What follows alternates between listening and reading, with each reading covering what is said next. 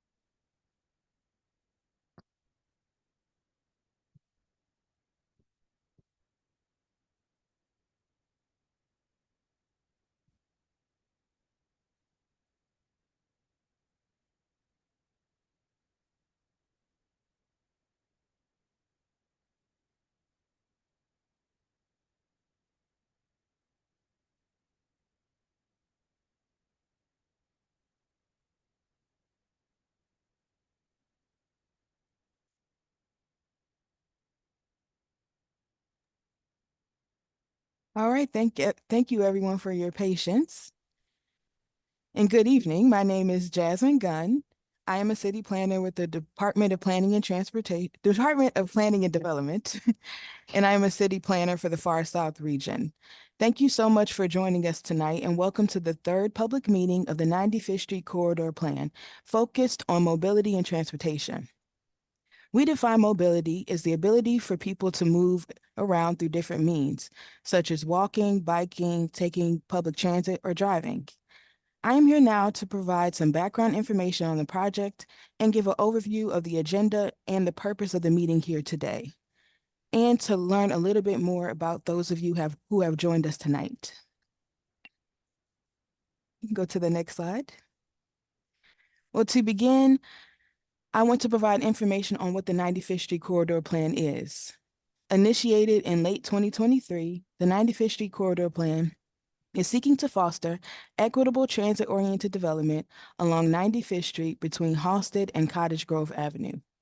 ETOD is a concept that believes every Chicagoan, regardless of their race or background, should be able to live in a healthy, walkable, and vibrant community connected to transit and all of its benefits. The study is moving forward through a community-driven process that will result in recommendations and goals to guide corridor economic growth. This is a comprehensive plan with topic areas that will include housing, economic development, community wealth building, land use, urban design, and the topic of today's meeting, which is mobility and transportation. Once finalized in late 2024, the plan will be presented to the Chicago Plan Commission for formal adoption. With the robust support of a number of community organizations and political officials and residents, this $1 million study is being funded primarily through the successful application to the Federal Transit Authority and City of Chicago funds. The planning process will be administered by the Chicago Department of Planning and Development, DPD, and the Chicago Transit Authority, which is CTA, in conjunction with elite consultant AECOM and our community partners, Andaleo Institute and Far South Community Development Corporation. In November 2023, as you can see on this timeline at the bottom of the screen, we had a virtual meeting to kick off this plan and let community members know about the project and the scope of work. After this initial meeting, we conducted an open application process to create a community advisory group that's made up of local residents in the communities along the corridor.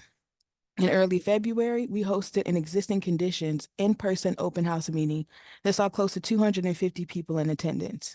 At this meeting, neighborhood data was shared, and we got the opportunity to hear and learn about residents' lived experiences. As mentioned, today we will focus on mobility and transportation, and I look forward to seeing everyone on the call today. Continue to engage in this process and attend our future meetings. Next, I will go over the agenda and the purpose of the meeting today.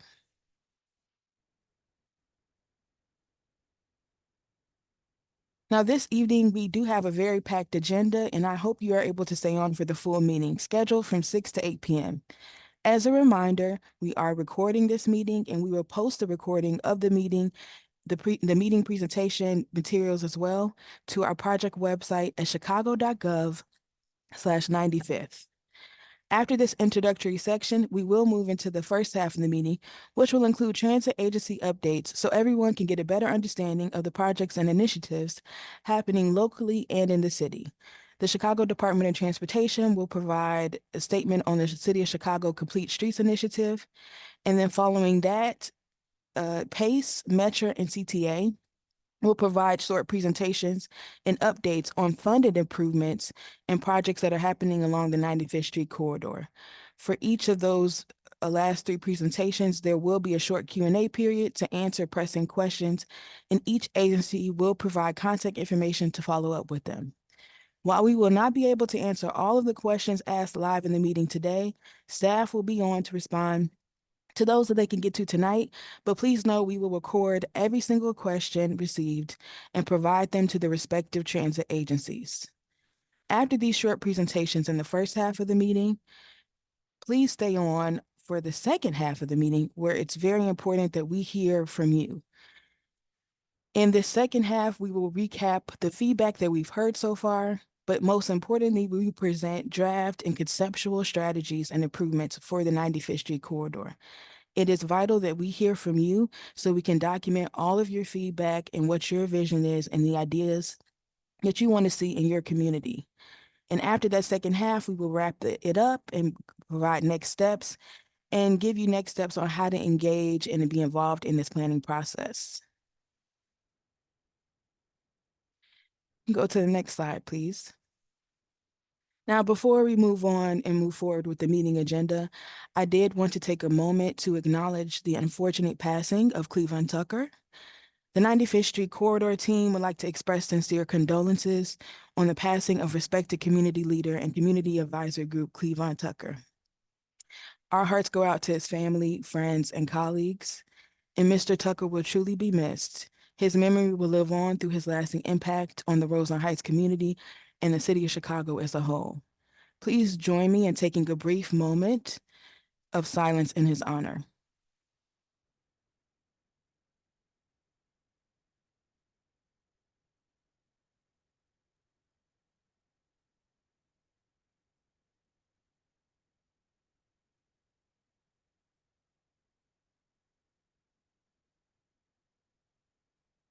Thank you very much for taking that moment of silence. To help understand the audience today, we can move on to the next slide here, because we would like to ask you a poll question that will pop up on your screen to ask, how do you move along the 95th Street corridor? And we want you to select the mode of transportation that you currently use most often. The options are 1, walk, 2, bicycle, 3, bus, 4, car, 5, train, and 6, e-scooter. We will start that poll now.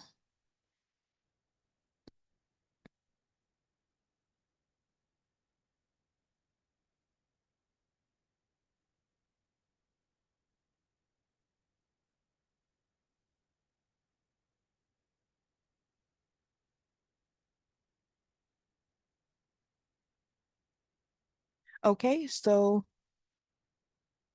you're going to give a moment for people to keep voting.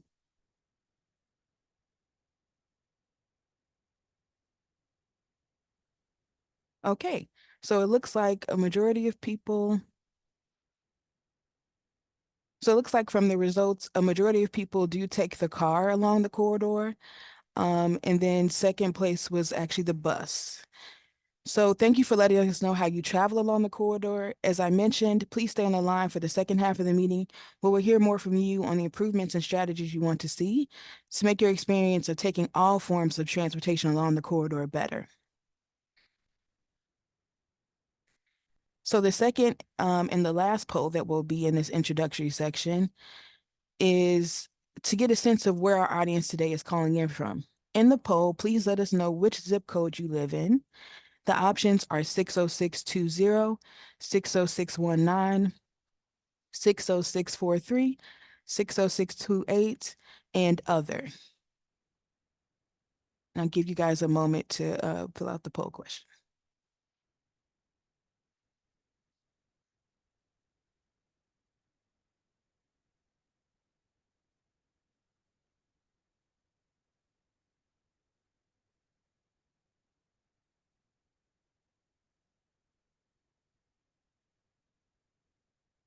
All right, we'll just take a couple more moments for everyone to finish.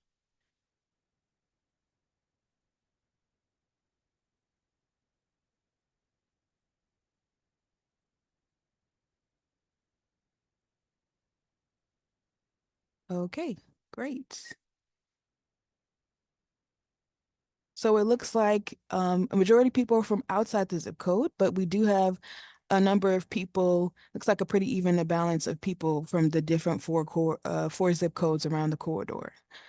Thank you for sharing this information, and no matter where you live, we thank you for attending this meeting and for your dedication to the communities along the 95th Street corridor.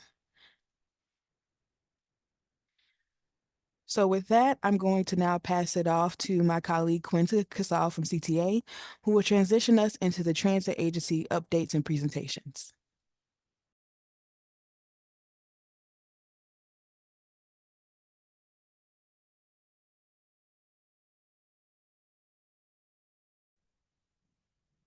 Hello, good evening, everyone. Thank you, Jasmine, for that warm up and for getting us started. As she mentioned, my name is Quinn Casal. I'm a strategic planner at the Chicago Transit Authority.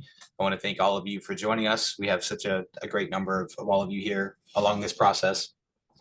For those of you who have engaged this planning process before, you may recall that part of the reason that this specific 2-mile stretch of 95th Street between Halsted on the west and Cottage Grove on the east was chosen for our study area is because it ties together these 5 major public transit investments that are either completed already or are planned to be in the near future. As we think holistically about mobility along 95th Street and the opportunity that that presents in terms of opportunity for community growth, with 95th at the center of it, seeing a tremendous amount of investment, we feel it's important to first bring the community up to speed on what these transit plans are and provide a chance to hear directly from their planners. So just quickly, these 5 investments are the CTA's completed 95th Dan Ryan Red Line Station and terminal improvements and the planned Red Line extension to 130th Street, Metro's planned reconstruction of the 95th Street Chicago State University station on the Metro Electric line, Pace's Pulse 95th Street line arterial rapid transit bus service, and the PACE CTA South Halsted Bus Corridor Enhancement Project, which will introduce PACE Pulse service on South Halsted as well. Next slide, please.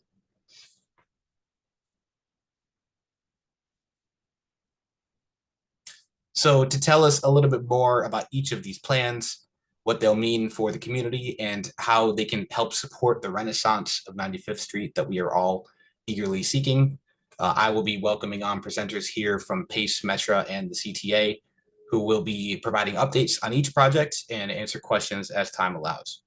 As we won't have time to get to all the questions, I want to let you know that we will be recording all of the questions that are submitted in the Q&A and sharing with the presenters for follow-up. So if we don't get to them here, don't worry, we will be following up with those. Presenters will also be sharing contact information for additional questions. Before we do get into the public transit side of things, though, we do have a brief update to share from the Chicago Department of Transportation, or CDOT. And with that, I would like to welcome on Dave Smith, who is the Complete Streets Director for the Chicago Department of Transportation. Thank you, Quinn and Jasmine, for the introduction, and thank you to everybody for attending. I'm excited to be here to listen in and to learn about the lived experience along 95th Street from members of the community. Real quick, I know there's a packed agenda, but in terms of what I do at the Department of Transportation and what the team around me does, Complete Streets is really the philosophy and the approach that every person traveling around our city, regardless of age, mode of transportation, and ability, deserves and needs to get around our streets, our sidewalks, and public spaces safely, comfortably, and efficiently. And so really at the heart of the Complete Streets approach is to design our streets in our communities for every mode of transportation, and to make sure that people are safe and comfortable and have options for getting around. Now, folks along and around the 95th Street corridor have experienced traffic crashes and traffic fatalities. In the last 4 or 5 years, there have been a couple of pedestrians killed along 95th Street. And so the issues of traffic safety around not only Chicago, but cities around the country is top of mind and at the center of Complete Streets and how we design our streets. Now, on the positive side, in terms of the most serious traffic crashes, over the last couple of years, the last 2 years in Chicago, we've seen about a 30% decrease in the number of traffic fatalities on our streets, which is very encouraging and positive, but there's a lot of work to do and a long way to go. And so I'm interested and excited to be working with everyone on the webinar and throughout this process to design and create a safer and more comfortable 95th Street. At CDOT, we have a couple of programs that I'll just highlight very quickly. The first one being our pedestrian program, where we are implementing infrastructure and policies around keeping people walking safe. And the project team will be talking about a lot of those types of infrastructure and street designs that are really geared at slowing down traffic and making sure people are driving at safe speeds, and making sure that we are shortening crossing distances for pedestrians as much as we can. Over the last couple of years, the Department of Transportation has been implementing over 400 pedestrian improvements at over 400 intersections every single year. And that trend is going to continue, and something that's certainly critical for our transportation system. Our bicycle program, it's a very exciting time with bicycling in Chicago. Over the last 4 years or so, we've experienced more than doubling in the average in the number of bicycle trips during an average weekday. We've seen about 120% increase in the number of people biking. There are people riding bikes in every neighborhood across the city. 2023, we implemented close to 60 miles of new bicycle infrastructure projects, which with a real focus on protected bike lanes and neighborhood greenways. That trend is going to continue as well. And then partnering with our transit agencies, which will be the focus of today. A couple of months ago, CTA and CDOT released the Better Streets for Buses plan, which is also very exciting and really outlines a set of tools and an approach to improving transit from the perspective of first getting to transit and making it easier to walk and bike to public transit, waiting for the bus, improving bus stops, and then also improving riding the bus with some of the infrastructure improvements that'll be highlighted today. So appreciate everybody taking the time to be a part of this process. Look forward to working with everyone in designing and creating a 95th Street that works better for everybody. Thank you. Thank you so much for that, Dave. I think that you mentioned a lot of themes that are very important as in terms of what we've heard so far from the community. So we really appreciate you jumping on to talk about some of those initiatives. For anyone who does have additional concerns or questions for the Chicago Department of Transportation, please take note of the email on the screen right now. That's c.news@cityofchicago.org, or you can go visit the CDOT website at chicago.gov/CDOT. All right, thank you so much, Dave. Now shifting on back to the public transit side of things, we are going to start with Charlotte Obadzinski, who will share some of PACE's exciting plans for the 95th Street corridor. As I mentioned, if you do have questions as she's going through her presentation, put them in the Q&A, and hopefully we will have a chance to get to them once she's wrapped up. All right, Charlotte, welcome and take it away. Thank you so much, Quinn. Good evening, everyone. Really excited to be here tonight. As Quinn said, my name is Charlotte Obazinski. I'm the Department Manager of PACE's Project Management Office, and I am overseeing the implementation of the Pulse program. More specifically, I'm going to be talking about the 2 pulse lines that we have in the hopper for 95th Street and Halsted. Hey, Charlotte, sorry to jump in. Your audio is a little bit low. If you could speak up a little bit. Sure. That better? Yes, it is. Thank you. All right. So can you advance the slide, please?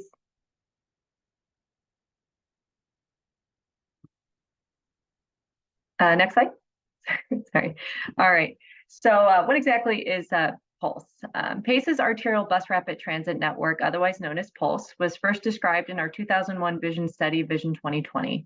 This long-range plan called for a grid-like network of high-frequency, limited bus stop lines along the region's most heavily traveled corridors. In 2006, a subsequent study prioritized a handful of corridors to be the initial network that you see highlighted on the map. The mission of the Pulse program is to provide fast, frequent, and reliable service on our highest ridership routes. The service is characterized by limited stop service with 10 to 15-minute peak frequencies, serving branded stations at approximately half-mile intervals.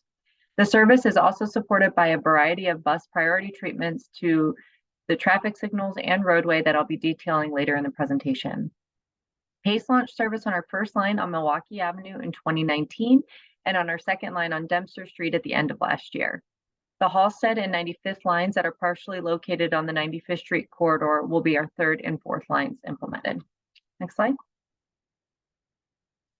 The Pulse stations that are part of these programs are substantial, with each costing between $250,000 and $350,000 on average.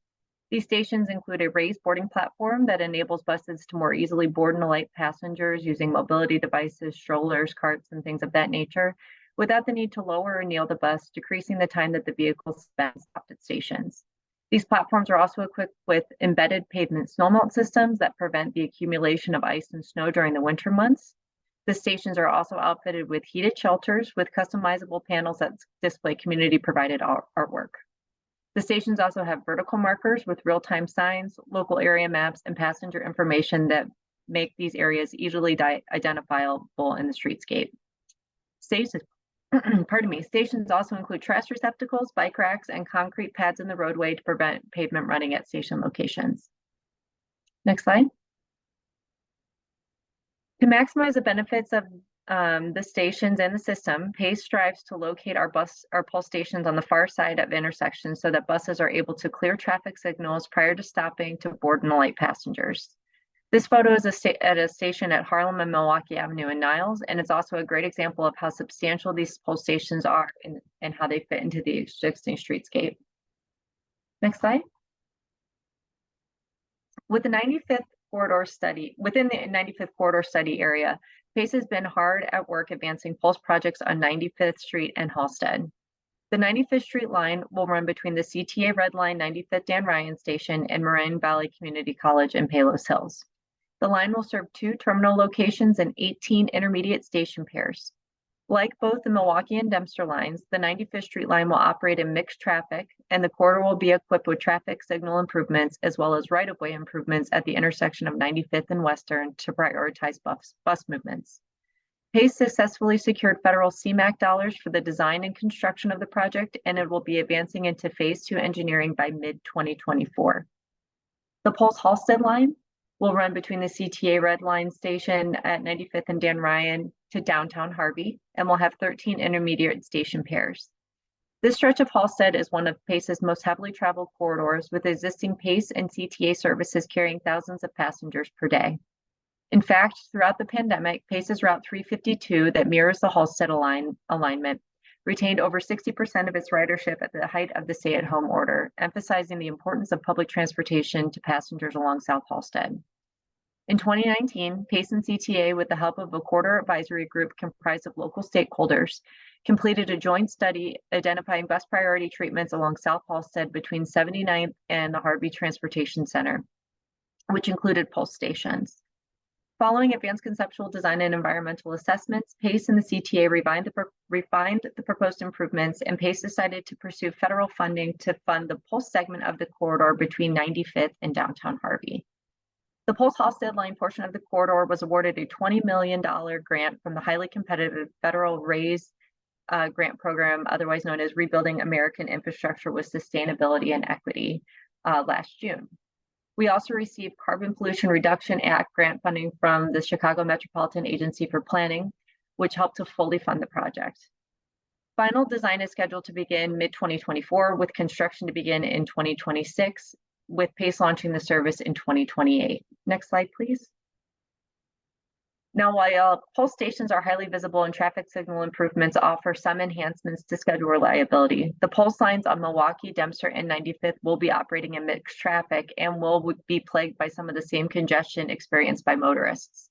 So as PACE is progressing the pulse program, we're being more aggressive about working with the Departments of Transportation to pursue changes to the roadway to prioritize transit and to increase the throughput of people on the corridor, not just single occupancy vehicles.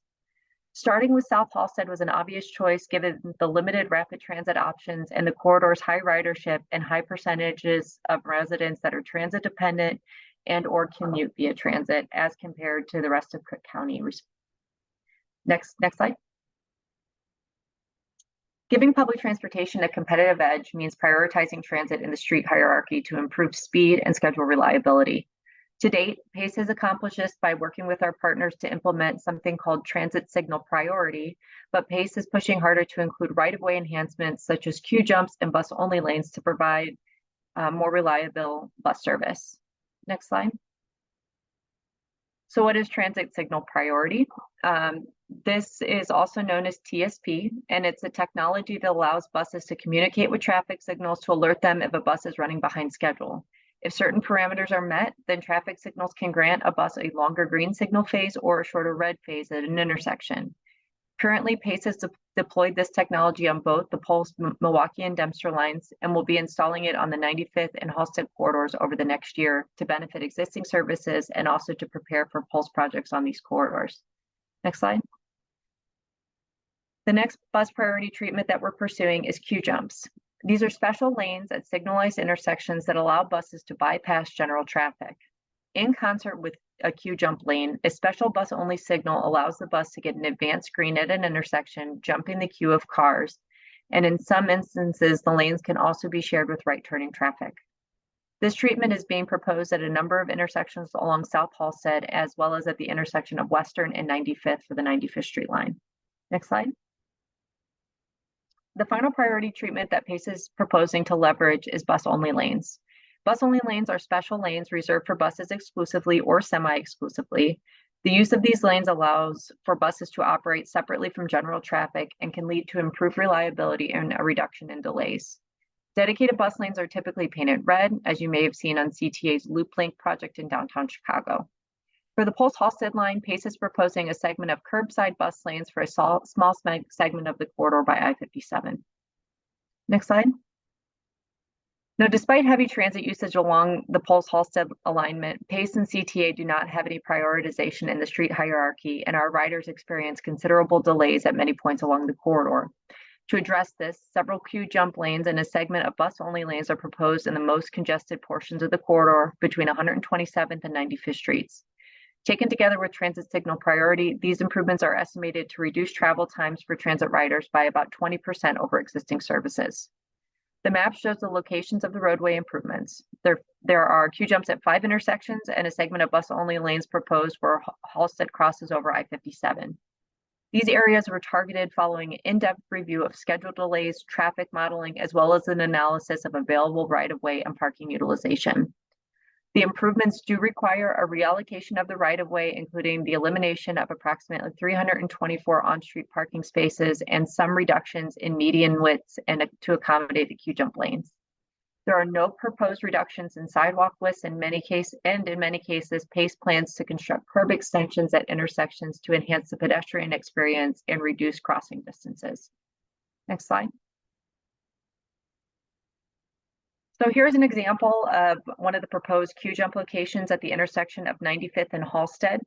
Currently, this intersection has nearly 700 buses crossing through it daily and is served by Pace routes 352, 359, 381, and 395, as well as CTA routes 8A, 9, 95, 108, and 112. With the Pulse, Halsted, and 95th Street lines, we will also be increasing this count in the future. To prioritize and consolidate the considerable bus movements and ridership here, Pace is proposing queue jumps at the intersection on the north and southbound lanes of Halsted and is planning a pulse station on 3 of the 4 quadrants of the intersection that are served by Pace. A local CTA stop for Route 8A will be located on the northeast corner. Next slide. So here's a view of the existing conditions at the intersection of 95th and Halsted. We are looking south, and to just orient everybody, that's the Woodson Library in the upper left-hand portion of the photo. Next slide. And here's a rendering of the proposed improvements. You'll notice queue jump lanes with bus-specific signals, pulse station improvements, including a larger station adjacent to Woodson Library, as well as curb extensions to shorten the distance pedestrians are required to walk to cross the street. Additionally, you'll notice a slight reduction in the width of the landscape median on the south leg of the intersection to accommodate a queue jump lane. Next slide. This next slide shows the location of the proposed bus-only lanes over I-57. During peak travel times, this intersection is very congested, with the majority of vehicles getting on I-57. Next slide. Here's an existing view of the intersection just north of Halsted and I-57. Again, you're looking northbound in this photo. In the southbound direction, most of the vehicles are turning right to access the highway, but the lane continues through the intersection with very low traffic volumes. The same is true for the northbound direction. Next slide. Given this, there's sufficient right-of-way to reallocate space, creating a bus-only lane through this heavily congested area without diminishing the travel times for other roadway users. Next slide. To develop the plans, designs, and station locations for these projects, PACE conducted a number of community engagement events, including 3 public meetings and 6 quarter advisory group meetings. Between the 2 projects, the team has also conducted numerous one-on-one meetings with local stakeholders and community organizations. We are honored to serve on the steering committee for the 95th Street Corridor project and are engaged with the local community table as well. The biggest thing I wanted to communicate about both of these projects is that it is our aim to be part of the locally led enhancements that are already occurring along 95th and Halsted, and we are here as an economic development tool for the communities that we serve. Next slide. With that in mind, looking ahead for what's next for Pulse, both the 95th and Halsted lines will be entering into final design this coming summer. This phase is anticipated to take approximately between 12 to 18 months for each project, with construction beginning immediately following the completion of design.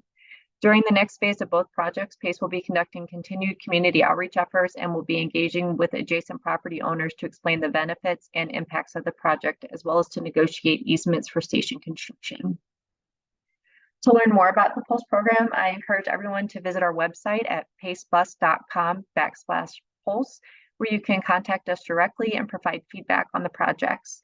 We are also seeking opportunities to spread the word about Pulse. So if there's any community events that PACE can be a part of, please reach out to us and let us know so we can work with the community. With that, I'm going to open it up to Q&A in the Q&A chat. And I just want to thank everybody again for the opportunity to connect with the group today. All right, thank you so much, Charlotte. That was wonderful. We do have a handful of questions here for you. I wanted to ask first, will the queue jumps and traffic light changes, I think that's about the transit signal priority, will those changes be implemented 7 days per week or only on business days? They will be implemented when the buses are running. So I do also just want to emphasize too that the transit signal priority and the queue jump signals will only be triggered when the buses are actually at the intersections.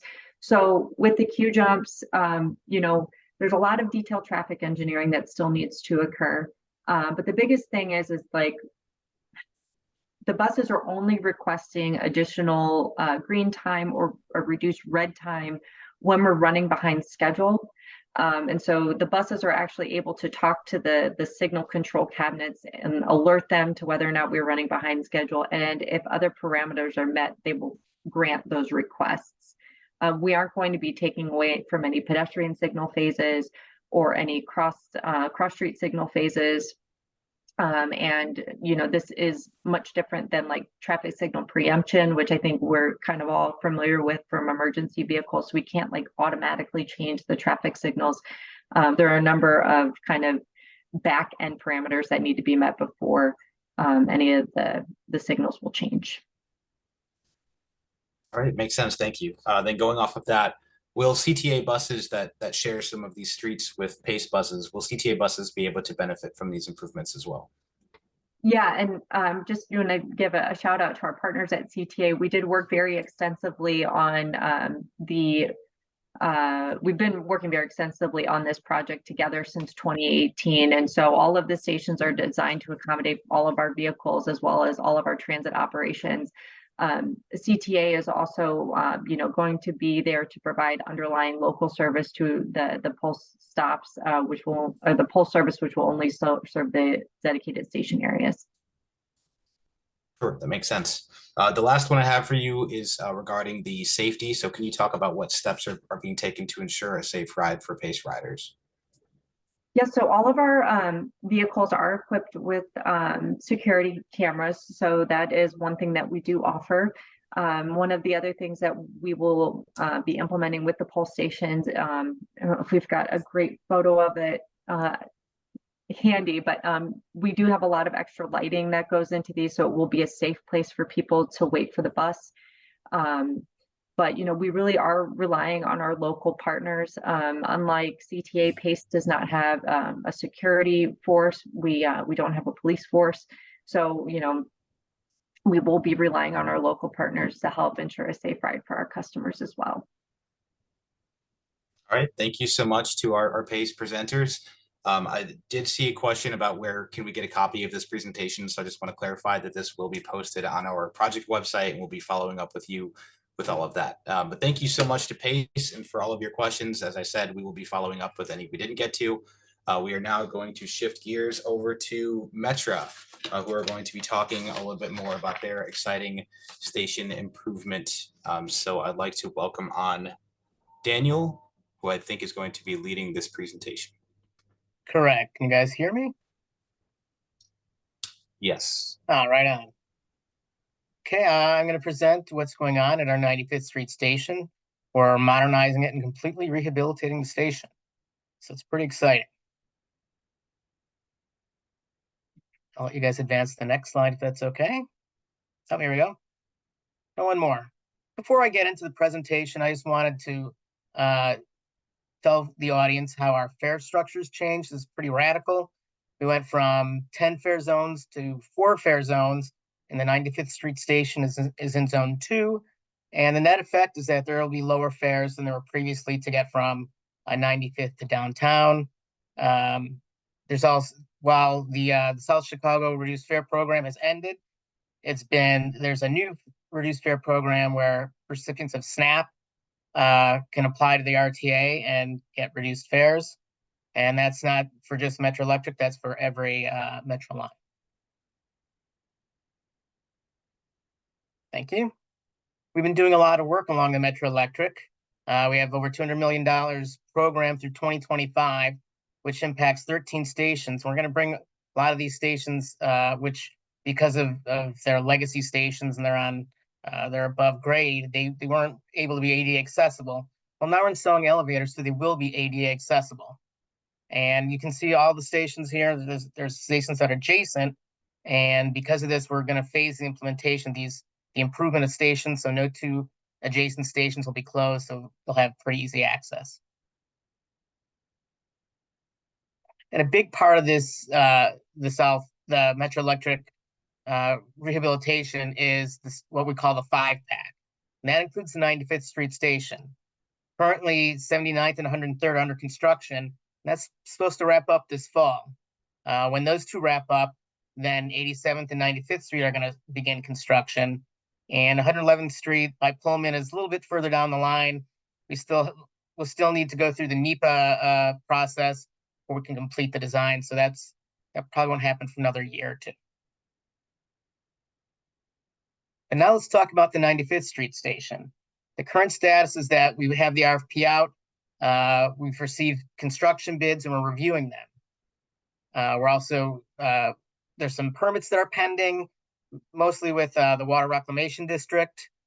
So the design is complete. We worked extensively with Chicago State on the design. And in particular, we're adding a second accessible access point further south that'll have much more convenient access for Chicago State students and staff and whoever wants to access closer to the Chicago State campus.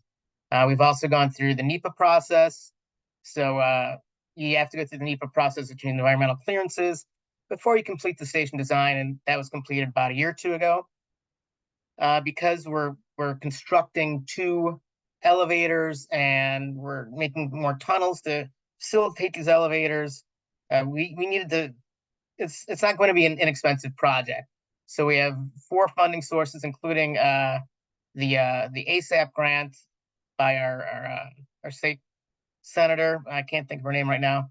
So her ability to initiate those funds is really helping this project move forward.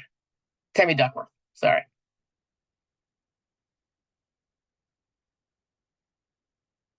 Okay, now we're going to talk about 95th Street Station in particular.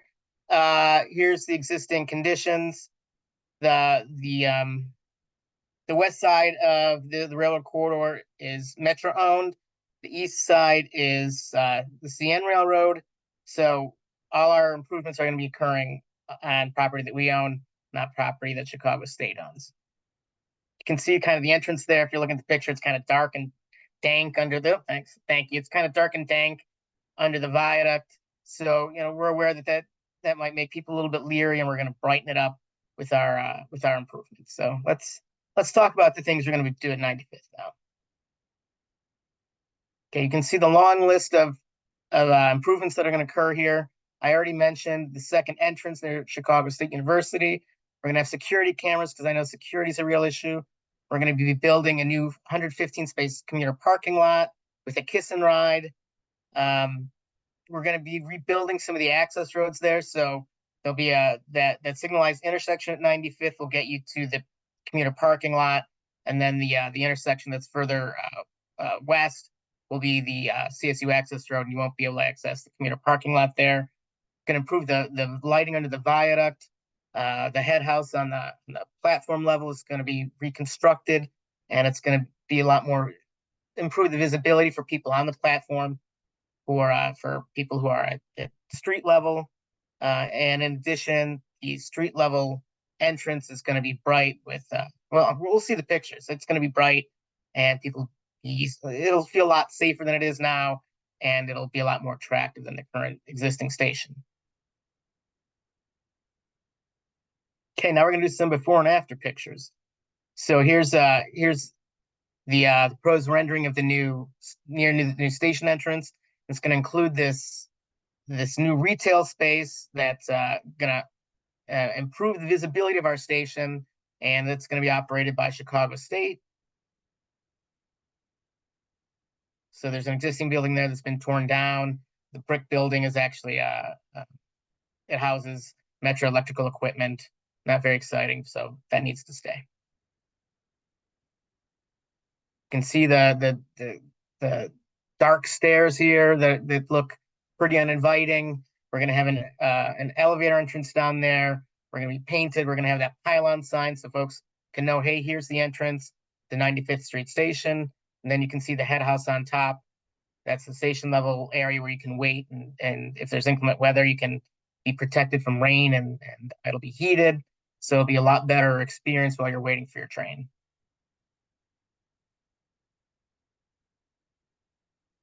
And now here you can see the difference at street level under the viaduct, a lot brighter. Well, we're gonna rehabilitate the columns so they'll be clean looking, and we're gonna paint them to look nice and white. Railing to separate pedestrian traffic from street traffic, and there'll be glazed glass there so you can see into where the station area will be at street level.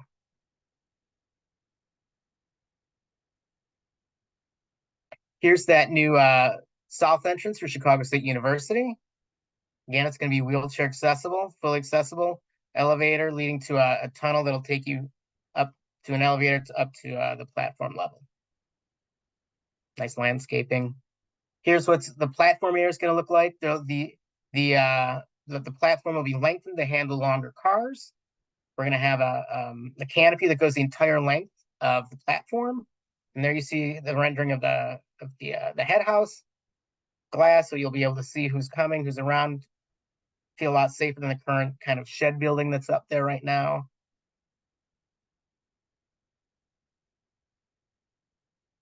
Oh, there's another picture of what that head house, the existing kind of stair head house. So the elevator and the stairs will lead you up to this new head house right there.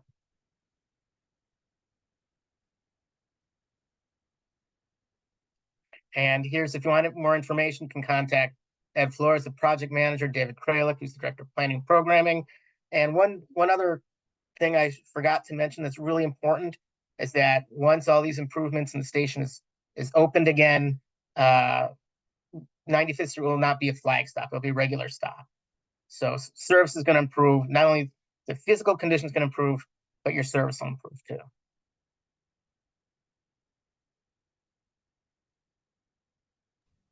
Okay.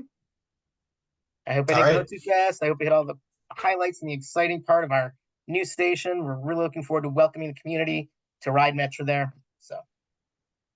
Yes, thank you so much, Daniel. Everyone likes a good rendering, especially one that's actually happening. The investment is secured, and it's great to see this come to 95th Street.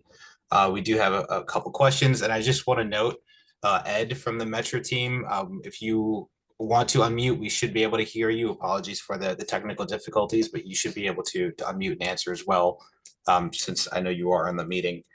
One question we had was if riders will be able to bring their bicycles onto the platform, if that will be made easier with this new station. Well, I mean, they'll be able to use the elevators, which is really nice. And that kind of also, another thing exciting thing I forgot to mention is that Metro changed their bikes on trains policy. It used to be only during rush hour, bikes prohibited. That has changed, so now bikes are allowed at all times on Metro trains, except maybe special events like 4th of July. But so yes, that will help facilitate, the new station will help facilitate getting your bicycle from street level up to the platform. Awesome, thank you for that. Another question we had was about the new station head house. So we had a question where someone mentioned that the current station can get quite hot in the summer. So the question is, will the new station have heat or air conditioning for comfort of the users? Yeah, it's my understanding it's going to have on-demand heat. I'm going to assume that it's going to have air conditioning because I don't think we want folks to bake while they're waiting for the train. Perhaps, Ed, you can help out here. Maybe you know a little bit more about the HVAC plans than I do.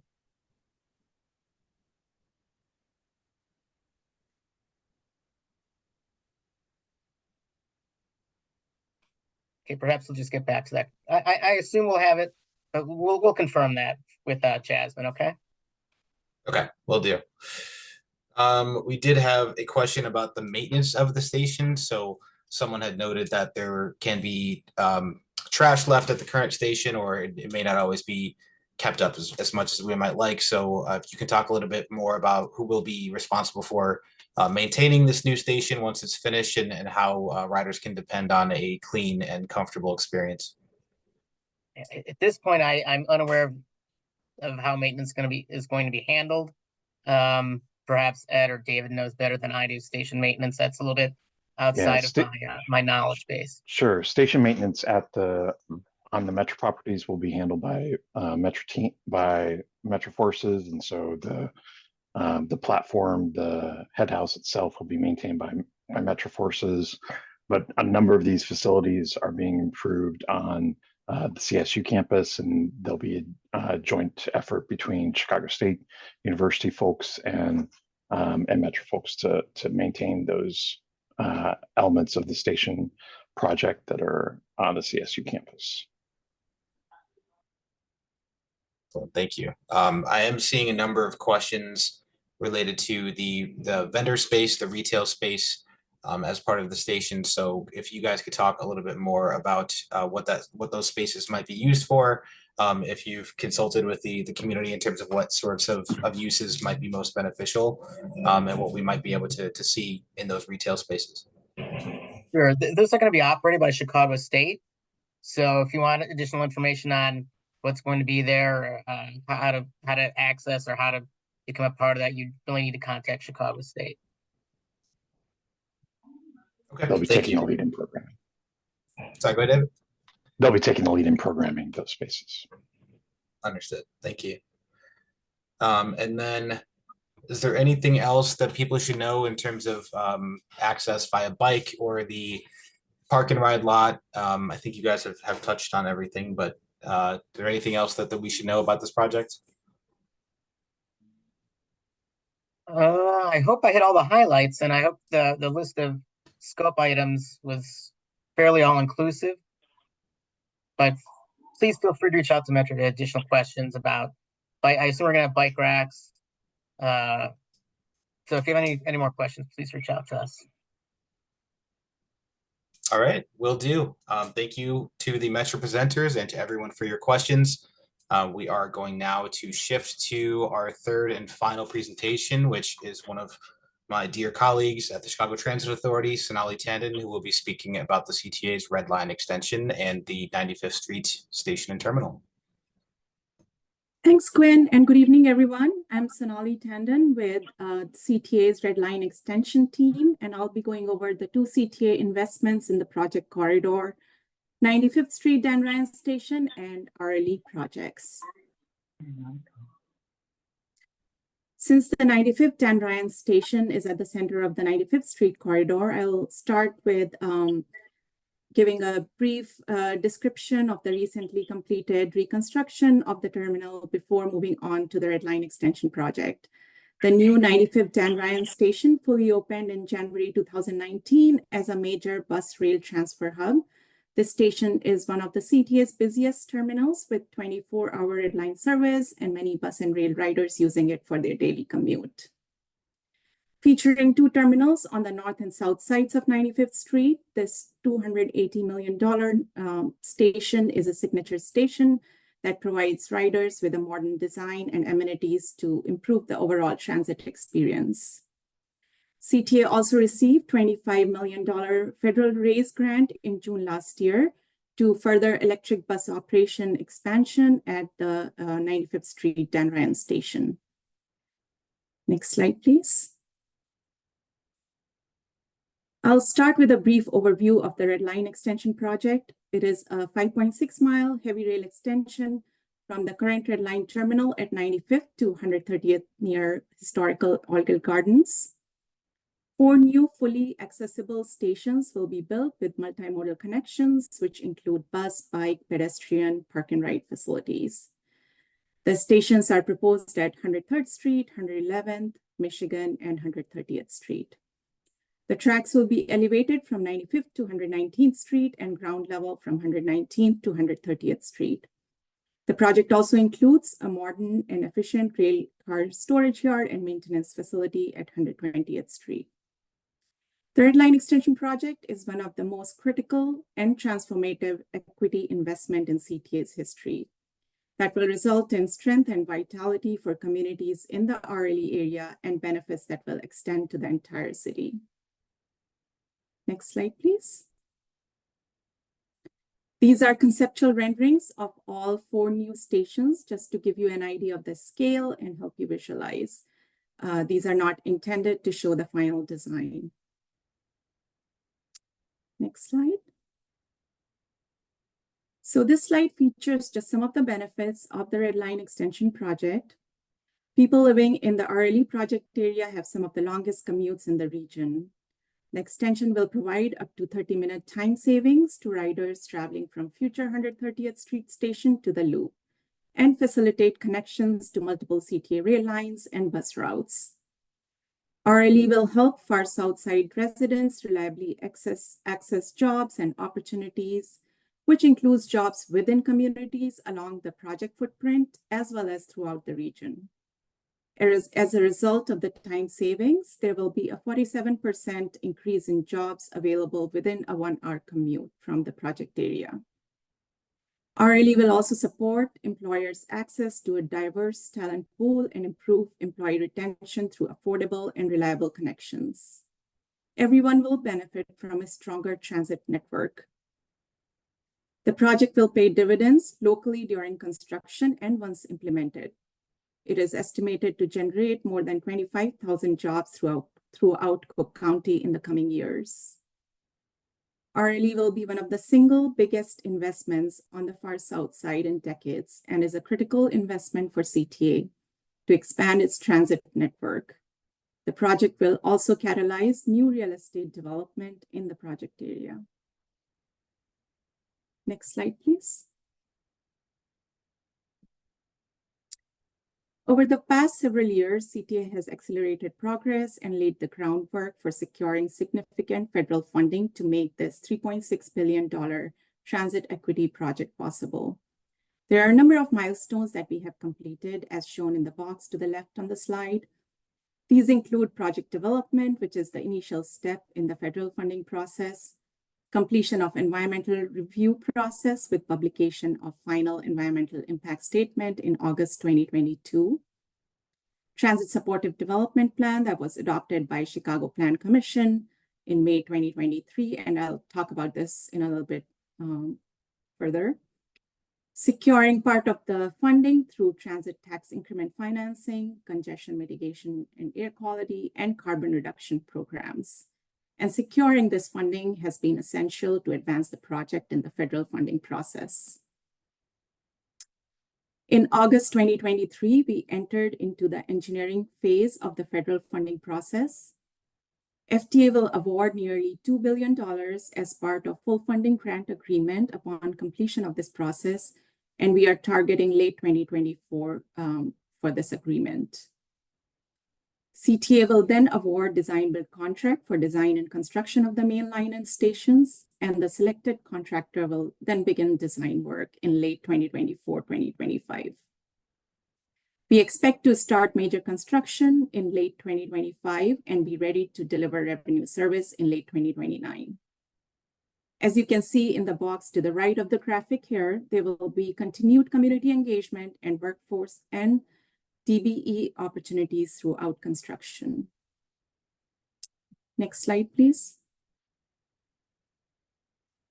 Similar to the 95th ETOD plan and using the same source of federal funding, CTA in partnership with DPD has worked on a transit supportive development plan for the RLE project area. If you are interested in learning more about it, it is available on our website at transitchicago.com/RLE/TSD. along with an executive summary and a one-page fact sheet. This 89-page document is the culmination of community meetings, engagement, and input. And at the heart of the plan is the community's vision for future development along the RLE corridor. The plan was adopted by Chicago Plan Commission in May of 2023. And most recently, this plan won the 2023 Strategic Plan Award from the American Planning Association, Illinois chapter. Next slide, please. RLE has always been a community-driven project. We seek to raise awareness, keep residents informed, and provide a platform for the community. This is a crucial component to the overall success of the CTA's Red Line extension. We reach our stakeholders using a variety of methods, including frequent updates to website and social media pages, biannual newsletters, and frequent e-blasts directly to subscriber emails, meetings with local aldermen and presentations at aldermanic town halls, attendance at community events to share updates and information, public and community meetings, workforce events, and meet the contractor events with design build firms or other firms that may be seeking subcontractors or employees. Next slide, please. Here are some pictures showing a few examples of recent outreach and education efforts within the past year. CTA is posting our Ready, Set, Soon signage on acquired properties along the project footprint with QR codes so that residents can learn more about the project. You may have also seen these banners in the 95th station. The top right picture is from a project advisory council meeting where members got the chance to meet CTA contracted workforce agencies. These agencies work to match up individuals who are seeking training and workforce opportunities on CTA projects, including Red Line Extension. And the bottom two pictures are from CTA's workforce events at Julian High School and Oliver Harvey College. Next slide, please. We discussed this in the schedule slide, but I would like to highlight some of the anticipated milestones and events for this year and beyond. So currently preliminary work and public outreach is ongoing. If you live in the community, you may see crews surveying along the footprint. We expect preliminary work to start later this year, such as relocating utility poles, lines, and other equipment currently in the path of the new tracks, and demolishing of buildings on acquired properties to accommodate construction. And you will certainly be seeing representation from the project at community events such as this one. During the months of March and April, the team visited schools throughout the footprint to discuss the project, construction timeline, and offer insights on careers in the transportation industry to students. In the second quarter, we are planning to host a workforce event to offer residents the opportunity to learn about workforce opportunities and meet representatives from our workforce partners. The first quarter workforce event was held in January in the All Girl Gardens Community Center and was attended by over 150 guests. During the third quarter, CTA will host an event for DBE and SBE firms that may be interested in subcontracting opportunities with hourly contractors. And towards the end of this year, we anticipate an announcement regarding the project full funding grant agreement and design build team, as I had mentioned earlier. In late 2025, we expect construction to kick off, as you saw earlier, and about 4 years later, by late 2029, we anticipate revenue service. To keep abreast of the project and get actual dates as they are confirmed, we invite you to follow us for the project updates. Next slide, please. You can follow us on one of our social media channels, including dedicated RLE pages on Facebook and Instagram, and a CTA YouTube page. You may also reach us by email or phone, or visit the web at transitchicago.com/RLE to see what's new, or subscribe to our newsletter. We look forward to continue hearing from you. And with that, I would like to thank you for your time and joining us today.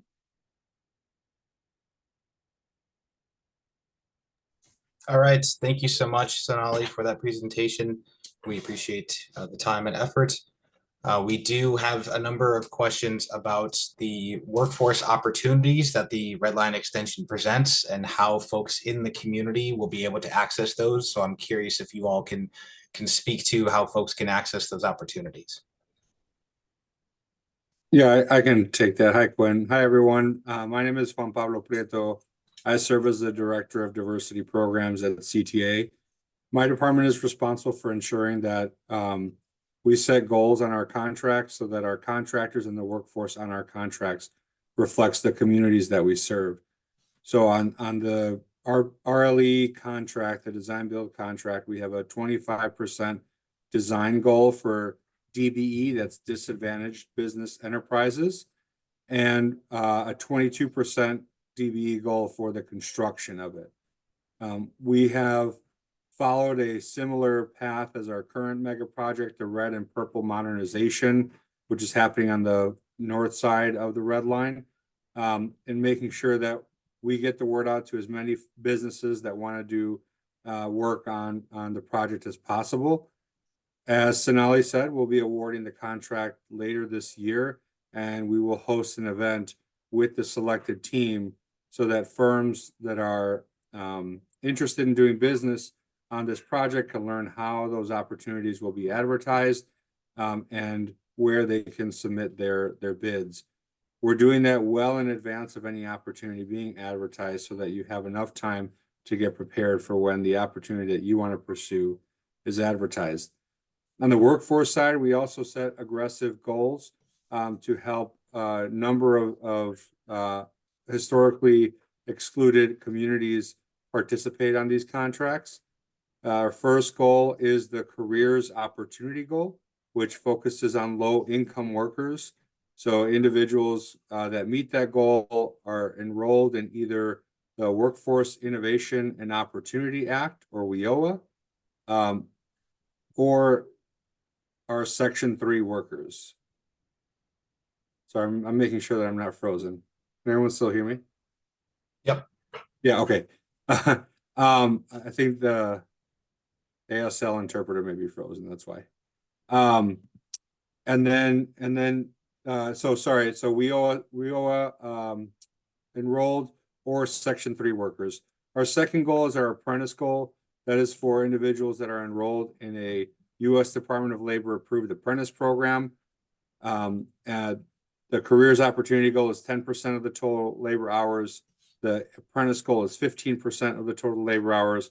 And then our economically disadvantaged area goal, which focuses on zip codes within the CTA service area with a median household income of $45,000 or less. And that's 35% of the total labor hours. We also, for the first time, have included that economically disadvantaged area goal on the design portion. So not just the trade labor, but also the professional services jobs. That is a 10% goal on the design. So again, we're being very aggressive, as Sonali laid out, with our outreach. We're hosting quarterly outreaches throughout the service area in the city, and we'll be hosting various events with the selected team so that, again, folks that want to work either as DBEs on the project or through workforce can work and have opportunities. All right, thank you for that very thorough response. I'm sure folks will appreciate that. We did have one question about safety and security. Can you guys talk a little bit about how service on the Red Line extension will be kept safe and secure for riders? Yeah, I can answer that. So safety and security of public transit riders is the #1 priority for both CTA and Chicago Police Department. The Chicago Police Department provides law enforcement for CTA, and that is primarily through the public transportation section, a unit of officers dedicated solely to our bus and train system. CTA then supplements those efforts with unarmed security guards and our extensive security camera network, which now has more than 33,000 cameras.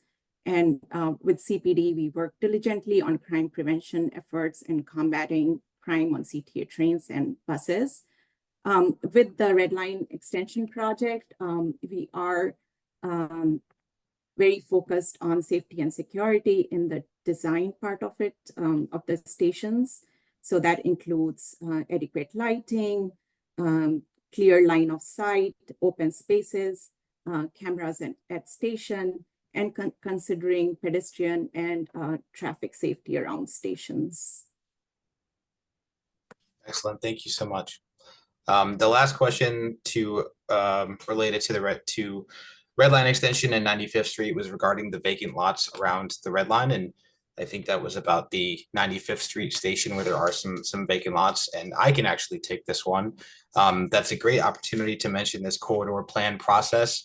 That's the process that we are in right now. Actually, the next phase of our planning process will be looking at the land use and opportunity for growth along the 95th Street corridor. So that's actually one of the main things that we are looking at. So for all of you curious about what may happen with vacant lots along 95th Street, that's certainly where we're looking for your guidance in terms of what would be a desired use for the community and how we can plan for the type of growth that you all would like to see. So I would like to thank our CTA presenters for joining and answering these questions about the Red Line extension.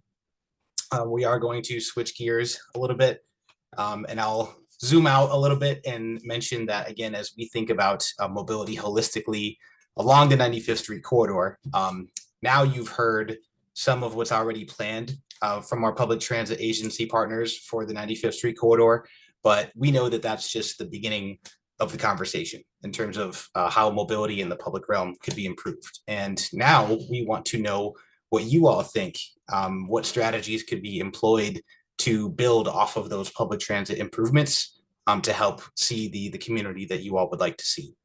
So we're going to walk you through a number of different strategies, get your feedback on them. I would like to welcome on Ode Bettino from our project team, who is going to start us off with a recap of your feedback so far. Thank you, Quinn. Good evening, everyone. As Quinn mentioned, my name is Ode Bettino. I'm a senior planner and project manager for AECOM consultants to DP and CTA for this project, and it's been my pleasure to work on this project for the last couple of months and alongside our community partners at the Endelio Institute and Far South Community Development Corporation. I'll first recap briefly that similar to what Jasmine mentioned, we have heard from you all, from the community members, a couple times through the last couple of months. The last previous milestone was on February 3rd, our open house in person, where we've asked questions around existing conditions, lived experiences, shared some data, and really sought to integrate some of the feedback and the stories, the narratives that we've heard from community members, lifelong residents, and deeply invested people along the corridor. Very pleased to have over 200 attendees attend this meeting, even more today. So thank you everyone for taking the time to contribute to this important process. Some of the key highlights that we've heard are summarized on this slide. They're not exclusive and are being integrated throughout the planning process as we move forward. We've covered six items, 6 topics in the existing conditions, public open house, summarized here, that really are integral to the health and racial equity impact assessment that is developed throughout the process to ensure that the strategies and the recommendations that are being proposed and developed address some longstanding health and racial equity issues and concerns and are really geared to the benefit of the community members. Today, we'll focus on the blue bottom right topic, mobility and safety. And some of the key takeaways that we've heard so far, I'll summarize a couple of these in the next couple of slides. A first area of item is around traffic comfort. So we have heard again today that driving is and remains the main mode of transportation along the corridor, despite it being a heavily transit-served area.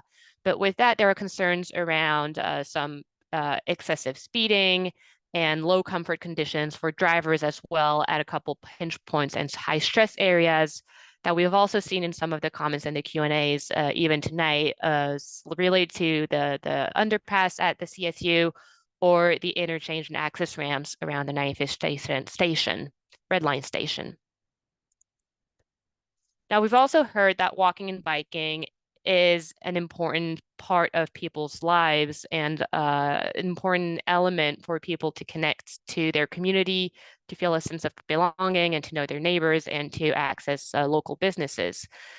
But also recognizing that the conditions along the corridor currently are poor and could really be improved to help walking and biking.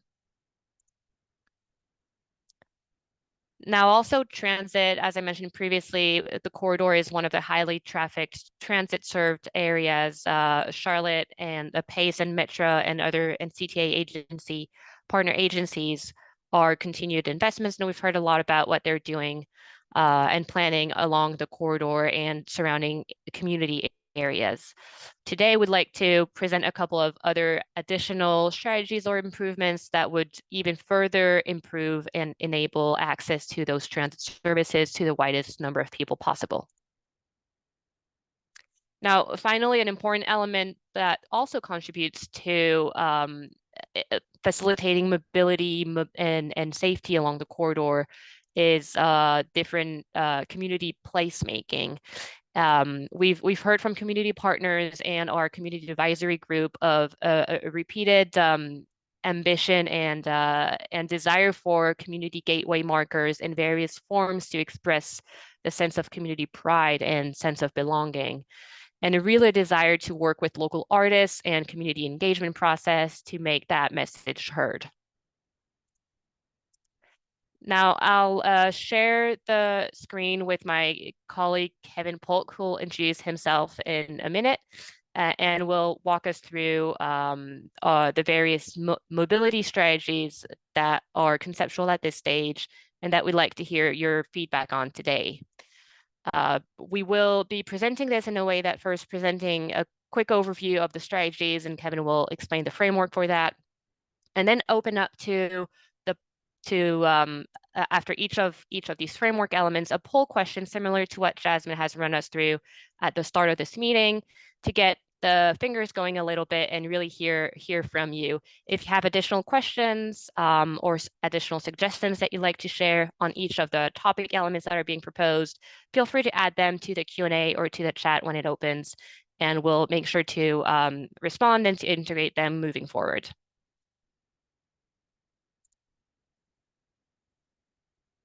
Kevin, you're muted. Thanks, Ode. As Ode mentioned, my name is Kevin Polk. I'm part of the planning team with AECOM, working on a project. We're very excited to be working on this project. One of the things that, as Ode mentioned in our previous open house, is we addressed some of the concerns with regard to mobility that existed along the corridor. And what this plan seeks to do is to improve these 6 key areas along the corridor, which include transit, the roadway experience, bicycle amenities, streetscape placemaking, and technology. And what these 6 elements seek to do is to build upon the transit improvements and infrastructure improvements that are currently taking place along the corridor, reduce excessive speeding that takes place along the corridor, improve safety and comfortability with people being able to move and walk throughout the corridor, as well as creating some improvements to the public realm and the amenities that currently exist or proposed in the corridor, either at Chicago State Campus or along the Red Line extension, or even at the transfer station that hosted for the Metro post stations. And then we also would like to invest in some improvements to the bicycle network. Currently, there aren't any east-west bicycle routes within the corridor, so the plan seeks to address those issues. Next slide. The first strategy is to address, and again, these are simply suggestions. These are not the end-all, be-all improvements that we're looking to make along the corridor. If anyone has any other suggestions, we welcome those, but these are just the proposed suggestions and are in conceptual form only. They will require some additional studies for implementation. But on this the first slide seeks to show all of the post stations that currently are proposed along the 95th Street corridor. And building off of that, we will also connect with the 95th Metro Station, which is the next slide. 95th Street Metro Station for Chicago State seeks to add some additional amenities such as divvy stations, kiss and ride, and other amenities that can be coupled with the Metro Station's improvements.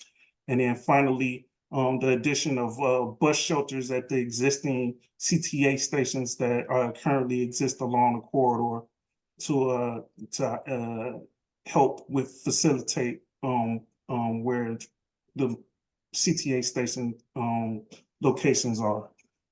As well as the addition of some metro signage. Currently, there are no indicators for motorists moving west of the corridor of where the metro station or other transit amenities might exist. So the addition of some metro signage at the Cottage Grove underpass will help to facilitate those ideas. And next, we'll go over some of the poll questions for the transit strategies. Next slide. All right, thank you, Kevin. So this is the first poll of this last leg of the meeting today. We'll have 6 in total. This first poll asks around the public transit, and what are 3 things we're asking for your prioritization. What are the three things listed on this slide here that would help you to utilize public transit more, or just utilize it along 95th Street and the surrounding area? Would it be better lighting? Option number 1, clean stop area. Option number 2, increased seating as number 3, more reliable transit service as number 4, or improved safety on transit and in station areas number 5. If you have other ideas, we're welcome to adding them to the Q&A or to the chat. And we do encourage you to select the top 3. This does not exclude any other options that you wouldn't be prioritizing, but it does help us understand what are the priority needs for the community and the surrounding area, the surrounding residents. Thank you. Okay, thank you. See a lot of answers coming in. A higher tendency towards improved safety and better lighting, as well as reliable transit service, but a definite header around improved safety. So thank you for that feedback. We'll keep seeing some of the answers come in, give it a little bit more time. But those trends do come out. Majority of you have identified improved safety as your highest priority to improve your use of public transit along the corridor. So thank you.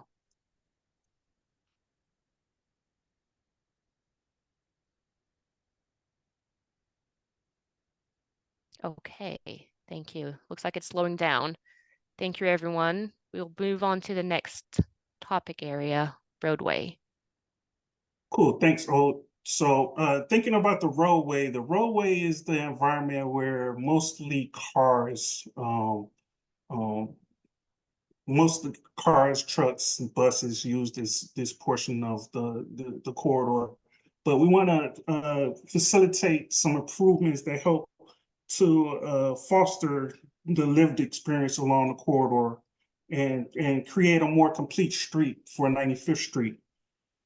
As Dave mentioned before, complete streets are encompassing a safe environment, a more comfortable environment, and options for all modes of traffic along the corridor.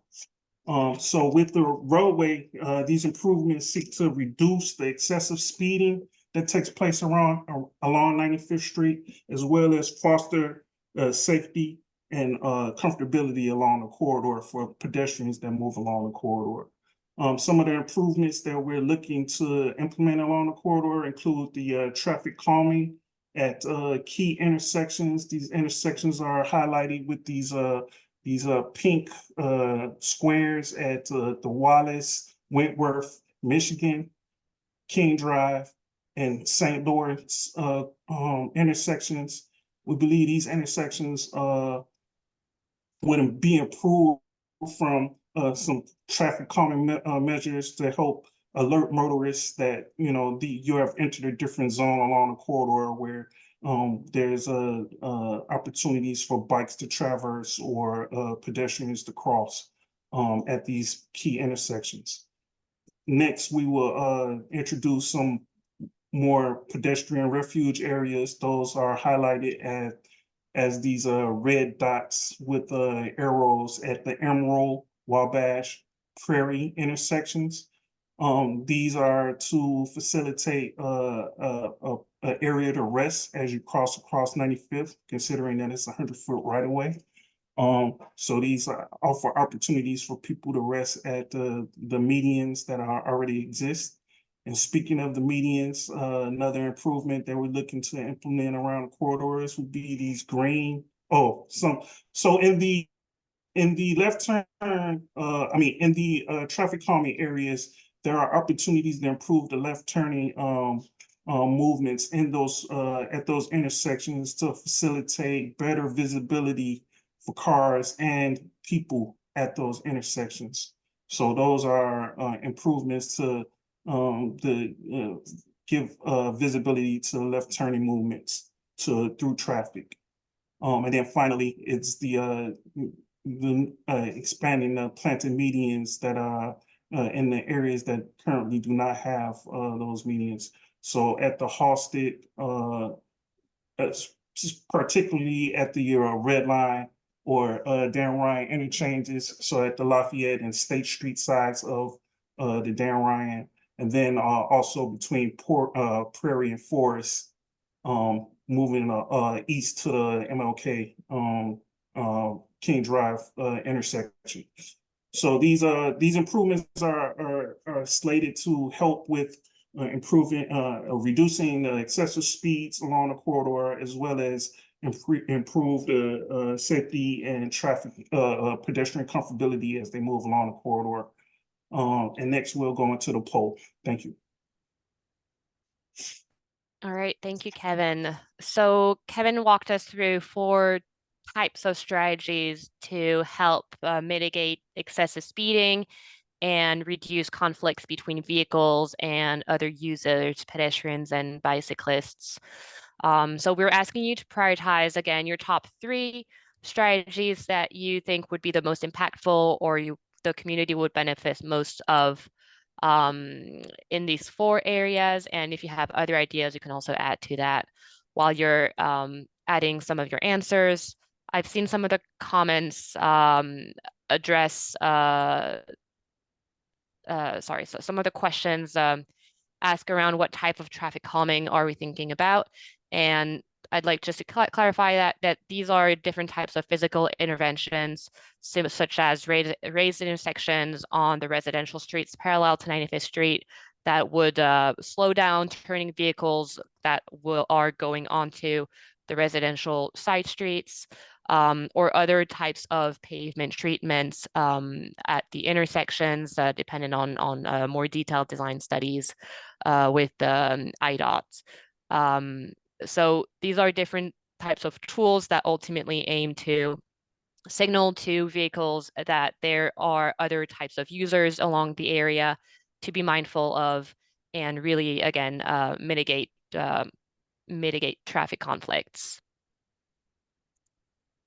All right, so we see a lot of answers have come through. It's starting to slow down, but sharing some initial answers and trends. Traffic calming and left turn safety improvements do come up top as the higher priority interventions, but a definite good share of votes as well for the 2 other interventions, the pedestrian refuge, and the planted medians, extending the planted medians alongside the corridor.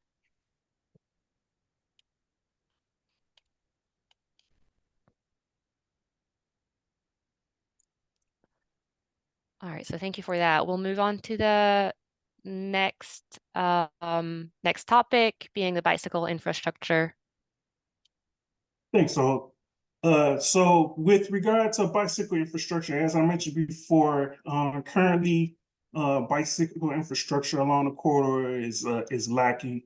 We don't currently have any east-west routes for bicyclists to be able to get across the corridor. Obviously, 95th Street, because it has numerous big, large vehicles such as buses and trucks, as well as cars, it's not a feasible route to put a bike route on. However, there are opportunities at 93rd Street as well as 97th Street to create what we call bike ringways. One of the other things, key improvements that we would like to implement along the corridor is a connection between Roadshaw Park and the Fernwood Parkway, which is a parkway that will be continuing along the Red Line extension. So if we can foster a connection between those along at the 95th intersection, that would be great. And then the next slide is to talk about the neighborhood greenways. The neighborhood greenways are some bike infrastructure that has been implemented throughout the city and has been a key tool in helping to promote bikeable communities throughout the city of Chicago. And obviously, this is a community that's ripe for some of these improvements. We currently have some north-south routes that have been implemented throughout the corridor, specifically around State, Indiana. There's recently been one implemented or designed and built out on King Drive around the CSU campus, and then along Cottage Grove. So these new neighborhood bikeways are key infrastructure improvements to help facilitate bike movement throughout the corridor. And then next slide. And then with the addition of all of this bike infrastructure, there's got to be a place where bikes can park and actually be able to enjoy some of the other amenities that are planned for the corridor, such as some additional commercial and open space opportunities.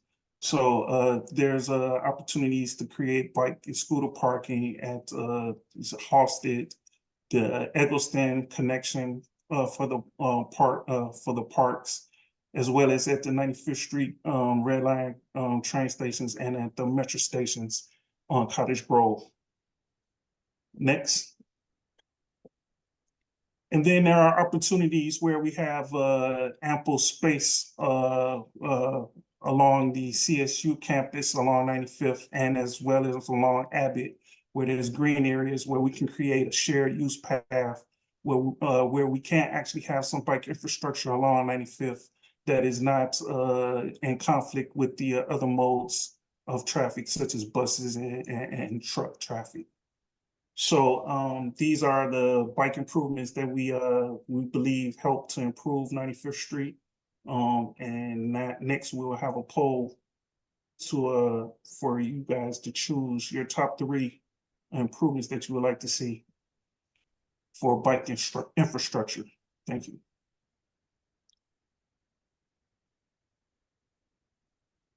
Oh. Okay, thank you.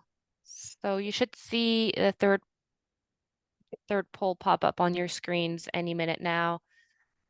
Similar, we're asking you to select the top 3 improvements or strategies that you feel would benefit most and improve the area the most. Option 1 would be this connector between north-south between Robichaux and Fernwood Park to create that connectivity between the 2 open spaces, green spaces. The second is creating a network of neighborhood greenway to provide family and supportive biking in the neighborhood areas and east-west connections, and safe striping at some of the intersections along 95th Street to ensure that continuous east-west connection at safest ways possible. The third is increasing the bike and scooter parking at various points along the corridor, potentially closely related to the transit stops or the bus stops. And number 4 is support for the shared use path along CSU and or Abbott Park to, again, connect those existing north-south bike routes and bike lanes that were recently implemented. And number 5 is improving overall bike signage and wayfinding in the area, in the study area, to encourage access to those bike infrastructure and awareness, improve awareness that these infrastructures do exist. So the answers are coming in. They're fairly balanced. Again, we're asking you to prioritize your top 3. It does not mean that any others would be left on the side, but it really helps us understand which would really best meet your needs and should be really the focus or the priority for implementation across all of these strategies. So thank you for your answers. The neighborhood greenway network comes up top as the priority options. All the other options or choices or strategies are fairly balanced between the park connector, the shared use path, and bike signage. Bike and scooter parking is a pretty close option too, but on the lower side of the priority and needs for the community members. So thank you for your answers. And so next we'll move on to streetscape. Yeah, thanks. So streetscape is an improvement to the pedestrian zones along the corridor. If you follow the theme of the improvements, our first improvement was to the transit, to build upon the transit improvements that already are taking place along the corridor. Next, we had the improvements to the roadway environment along the corridor to foster the reduction in excessive speeding and create comfortability as we move throughout the corridor. Then next we address the bicycle, being able to bike along the corridor throughout the corridor. And next we're going to tackle the streetscape environment, which is mostly the pedestrian zone. And in the pedestrian zone, one of the things one of the biggest questions that came out of a public meeting is we have two areas along the corridor that create a pinch point and sense of angst because of safety.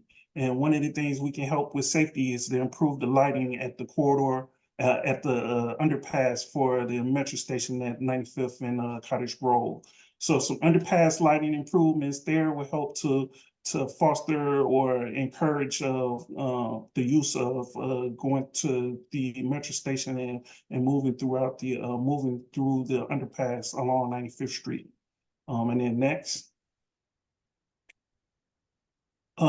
The addition of curb extensions. Curb extensions are a technique used to help create shorter crossing distances for pedestrians to cross the crossing streets that intersect with 95th Street. So these curb intersections are not necessarily on 95th Street, but on the crossing streets, and help to create a shorter crossing distance for the pedestrians on those crossing paths.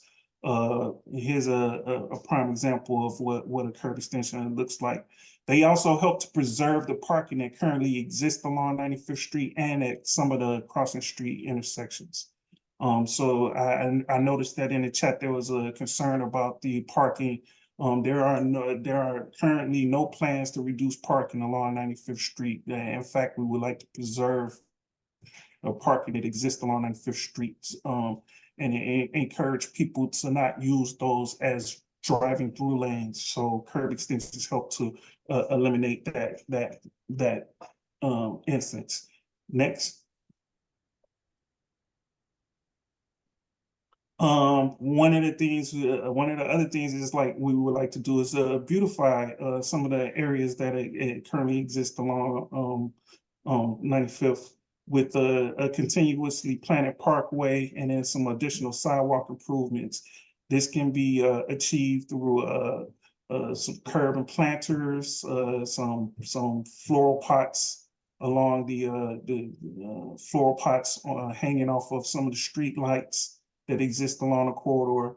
So some simple beautification through a continuously planted parkway and some sidewalk improvements with that can include concrete and pavers at certain locations. Next. And then with these improvements is letting people know where they are on the corridor and where they can go along the corridor. So some signage and wayfinding monuments strategically placed at the key intersections, maybe Halsted at the red line station, and then also at the metro stations to help facilitate the movement throughout the corridor and align people with some points of interest that exists within the corridor. So next, we're going to take a poll. Thank you, Kevin. So this poll, again, we're asking you to prioritize your top 3 choices that Kevin has just walked us through, with the number 3 and 4 kind of separating the continuous planted parkway, so more landscaping on the curb edge on the sidewalk side, and overall sidewalk improvements in terms of pavement for option number 4. Sorry, I'm going a bit out of order. Option number 1 addresses the underpass lighting at the CSU and Metro Viaduct area to improve placemaking and sense of safety and comfort. Number 2 are the curb extensions to reduce the crossing distance and mitigate the speeding traffic movement, the turning traffic onto residential streets, and help control also the parking space and the parking areas as used as parking areas along 95th Street. And overall, number 5, digital or static, various forms of signage and wayfinding distributed across the corridor and the study area to signal community landmarks, assets, destinations, and various resources available in the area.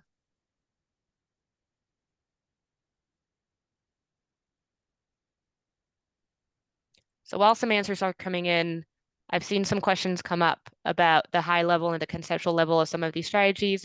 We do recognize that at this point in the process, these are initial ideas that we're putting out to you and to the community for initial feedback and helping us prioritize. As we'll move throughout the next steps in the process, and we'll get back to this at the end, we will be developing these in further detail alongside the development concepts and land use strategies, which will be the next steps of this process, and develop a range of design guidelines and toolkits for the plan. And we'll come back to the community with more information and more detailed strategies under some of these priority strategies. All right, so thank you for your votes. The votes have come out with the sidewalk improvements and the underpass lighting being the top priority choices, with 84% of the votes. The 3 other options are fairly evenly spread, with the curb extensions and the continuous planted parkways and signage and wayfinding. So we do hear that all these strategies would be welcome and well received by the community members, with a priority for underpass lighting at CSU station, the CSU metro station, and general sidewalk improvements throughout the corridor. So thank you for those answers. And well, that we'll move on to the second to last topic, placemaking. So moving along with the theme, we've addressed transit, we've addressed the roadway, we've addressed bicycle environment, we've addressed the pedestrian environment. So now with those improvements, we're looking to create a sense of place. We already have some key points of interest along the corridor. So now it's time to create a brand for the corridor. So one of the ways you can create the brand for the corridor is creating a branding gateway. And those branding gateways can be placed at key points along the corridor, specifically at Halsted, at the 95th and Red Line, Dan Ryan interchange, and then also at King Drive and Cottage Grove. Next. Along with the community gateways is to think about opportunities for public art. Public art can be murals, it can be sculptures, it can be music, it can be anything that the community, and it should come from the community. It can be anything that the community wants. But these are areas where we think public art should take place. Again, at the 95th and Halsted, where we have the library. That's our opportunity. At the Dan Ryan station, there's currently a DJ booth in there. So there's an opportunity where music can be used to create a public art scene around the Dan Ryan station. At King Drive, there's an opportunity to highlight some of the things that's going on at Chicago State.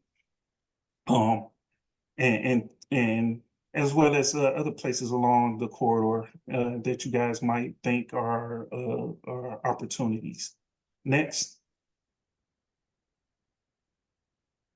Another opportunity is we recently have been made aware of some opportunities in Chicago State campus for creating places for plazas and enhanced park spaces. And these are places where you could create you can activate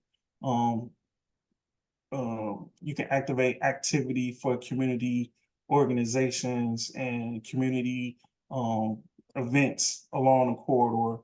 These are examples of some of the enhanced parks and plazas that have been implemented throughout the South Side. Specifically, there's one along Halsted at around 112th pop-up space.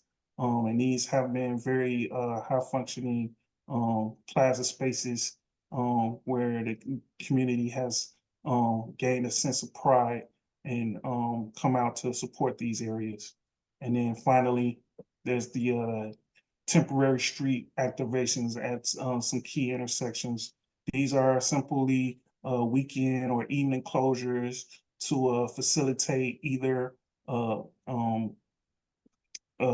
clubs or book sales or drives or farmers markets, garage sales, garage clean out sales, and things that are like key intersections for that would be at Normal, LaSalle, Calumet.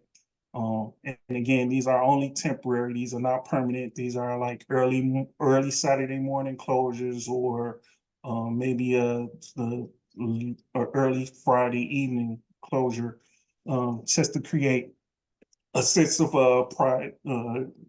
pride for some of these high value community organizations that exist along the corridor. So these are some of the improvements that we think can help make 91st Street a better place. Next, we'll go into some poll questions. All right, thank you, Kevin. Second to last poll for the evening before we close and we wrap this up with the next topic. So again, what are your three priorities that are being proposed here in terms of conceptual high-level strategies? Some of them, like option number one, the community gateway and the branding, are more physical infrastructures. Public art are interventions and opportunities to work with local artists and school organizations or local community organizations or youth to create public art pieces at various points along the corridor to celebrate a message and brand for the area and the local communities.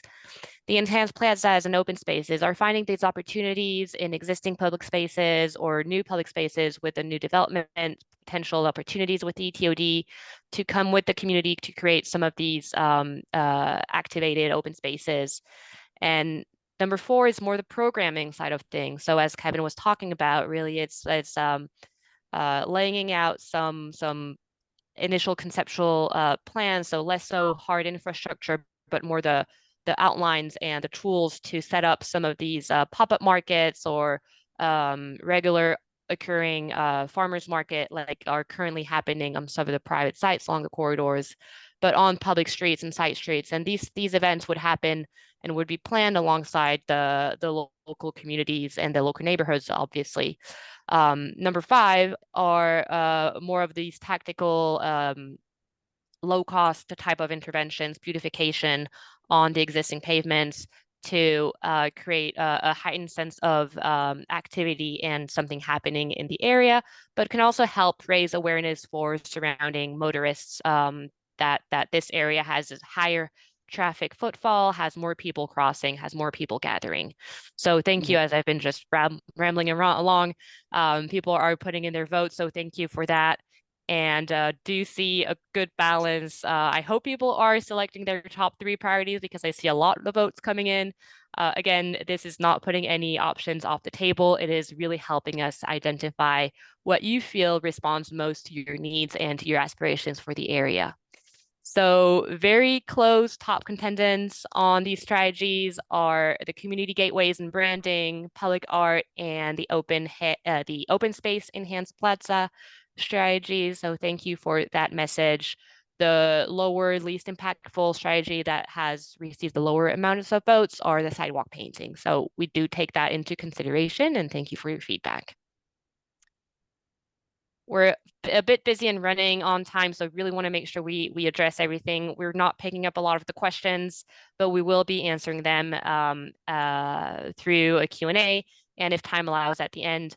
But do feel free to continue posting them in the chat and in the Q&A, and we'll respond to them as we can. So the last topic will address technology, and I'll leave this up to Kevin again. Thank you. Yes. So technology seeks to address one of the elephants in the room. Safety throughout the corridor has been a big concern.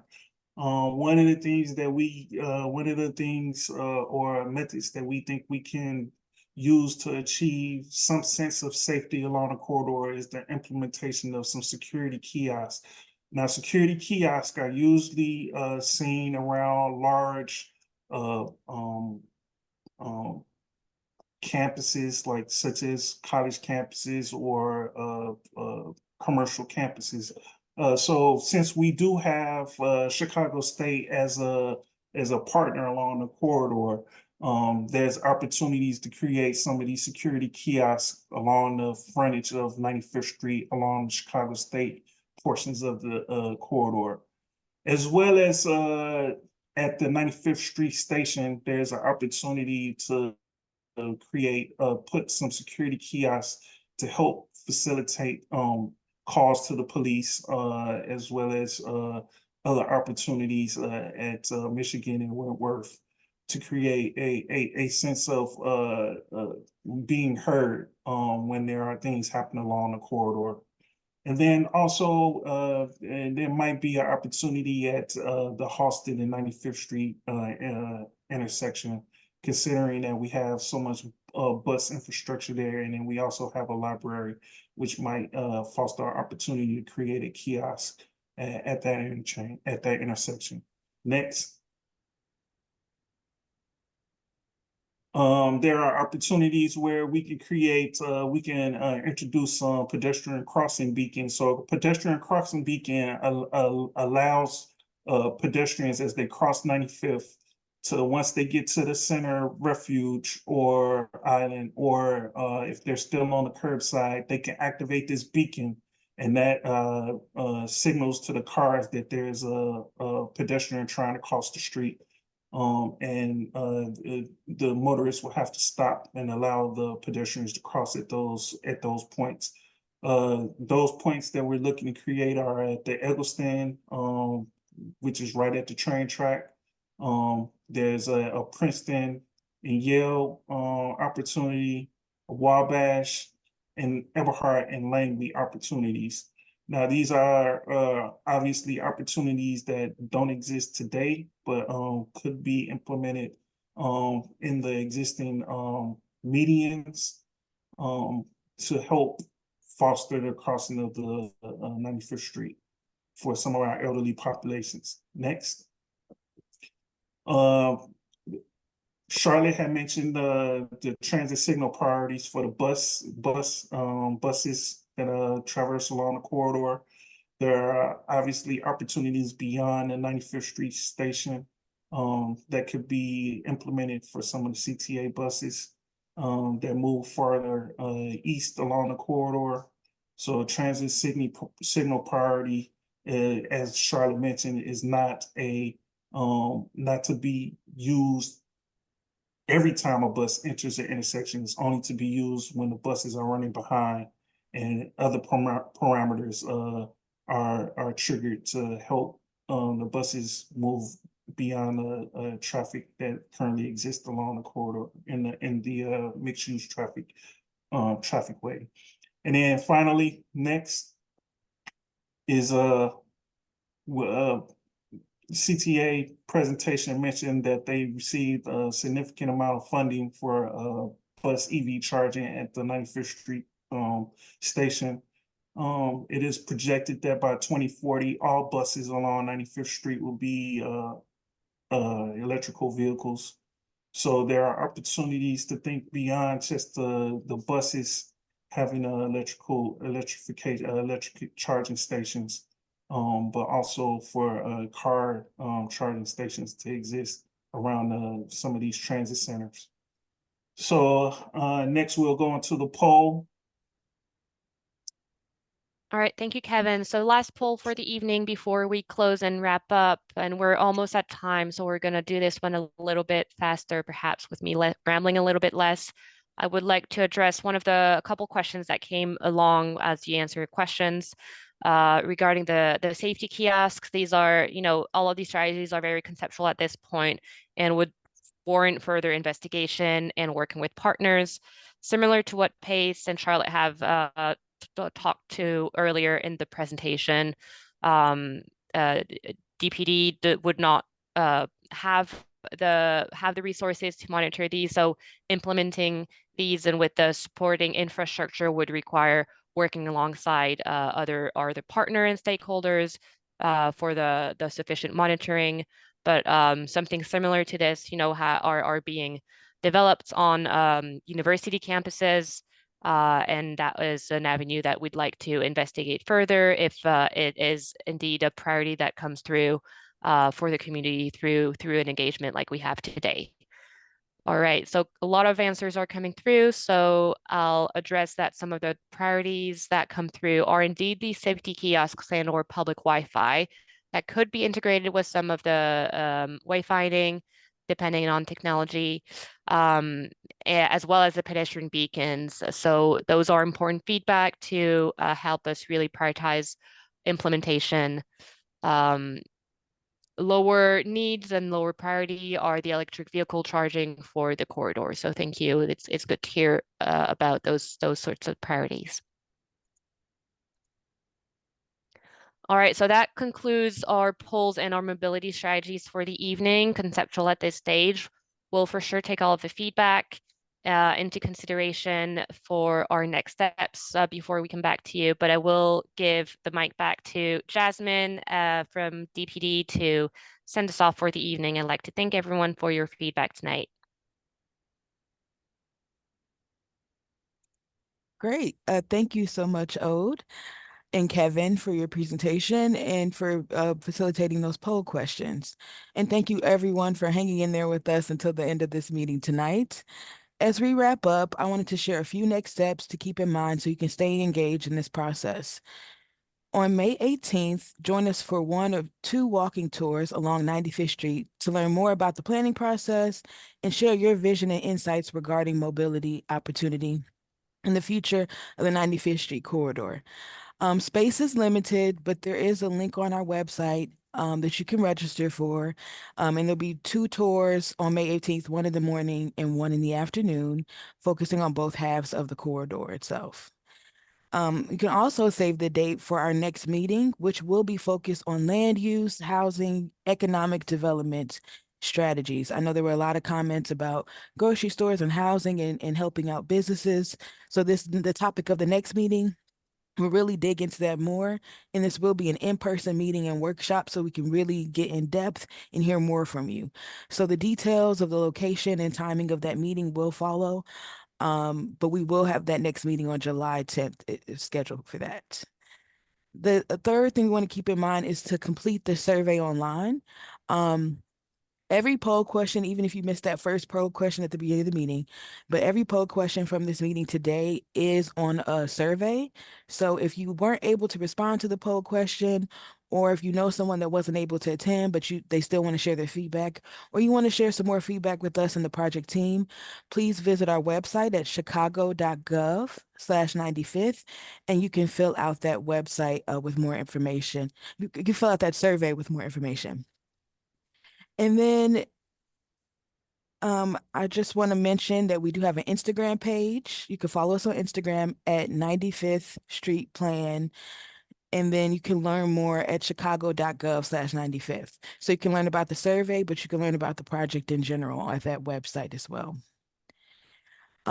With that, it's 8:01 p.m. So we do want to be respectful of time. It's been a long meeting, but we really thank you guys so much for coming out here tonight. We hope you stay engaged. Have a great evening.